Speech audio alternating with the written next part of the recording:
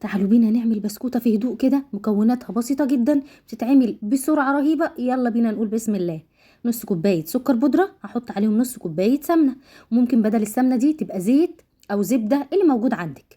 رشة فانيليا، وهضربهم بالمضرب اليدوي كده بس المكونات تمتزج مع بعضها وبس كده. هكون محضرة بقى كوباية وربع دقيق، هنزل بيهم تدريجيا لحد ما الم العجينة بتاعتي. بسكوتة خطيرة، من بره دايبة كده ومن جوه ماسكة نفسها. بتعرفيش بقى انت بتاكلي قريبة، بتاكلي بسكوتة، بتاكلي كوكيز. خطيرة وسهلة جنب الشاي، حلوة قوي.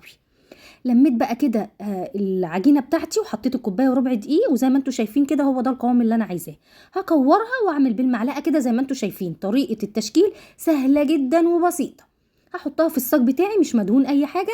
هدخلها على فرن متوسط الحرارة، مش هتاخد معايا حوالي 10 دقايق. وتولع عليها الشواية تاخد اللون الذهبي من فوق ده، ويبقى معاكي بسكوتة سريعة وخطيرة جنب الشاي جنب النسكافيه. بجد لازم، شايفين من بره دايبة ومن جوه ماسكة نفسها، تجنن.